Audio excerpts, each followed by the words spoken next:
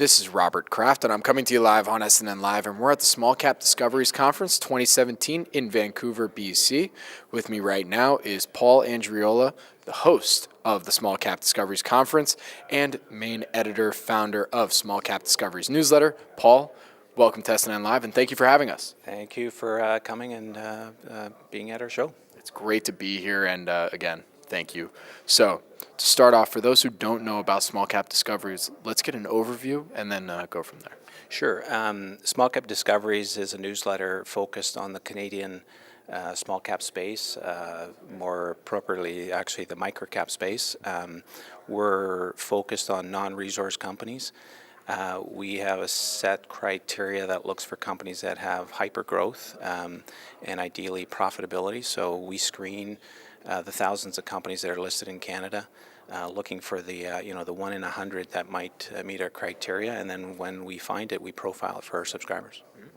So this is your first event. Tell me, what was the impetus behind starting this?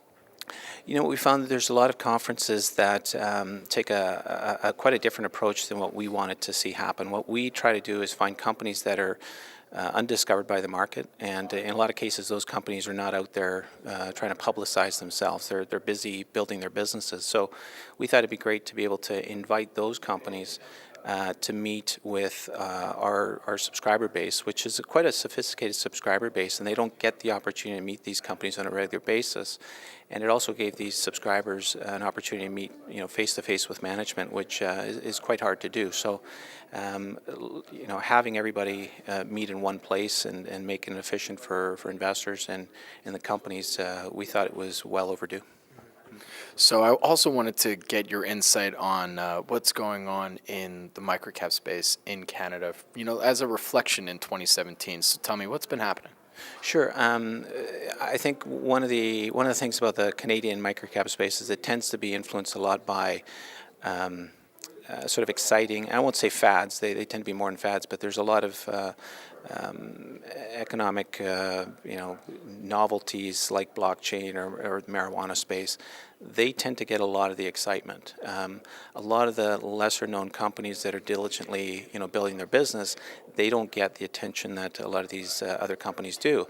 And I think what we've seen over the last year is a continuation of that. So these great little companies that we tend to find are still going a little bit undiscovered, and the attention is going to these sort of better known companies, and therein lies the opportunity for us. That's where we see our big advantage is we like to find those companies that are diligently and quietly going about doing their business, and that's where we find the best values. And we've been finding them, which is a good thing. And for those who don't know, how do you go about in the discovery phase? Because I always find that's my most difficult obstacle. So we're old school. We like to go through every CDR filing in Canada. That's the equivalent of the EDGAR filings in the U.S. And we look at hundreds, literally thousands of financial statements annually. Tonight I'll go home and spend 15, 20 minutes sort of screening through the different financial statements that have been posted. And, every now and then we find one that meets our financial criteria. At that point, the real work starts.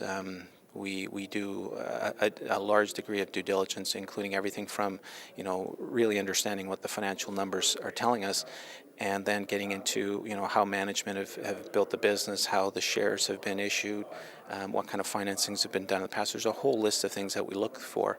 And then, if it really starts to meet our criteria, that's when we start preparing a profile and doing even a deeper dive into the company. And if it finally makes it through the screen, then it shows up for our subscribers.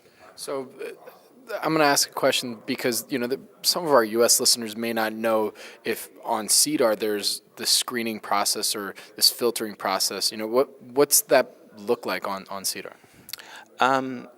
Well, it's pretty basic financial statements, and like I said, we do it manually. What we avoid is doing any sort of software screening.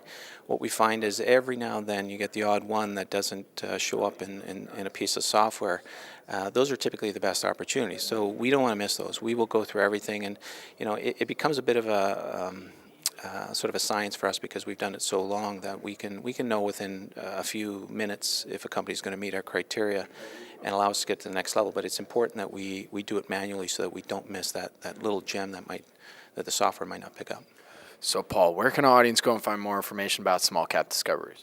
They can go to our website, smallcapdiscoveries.com. You'll have access to some of our old profiles and significant information on both Brandon and I.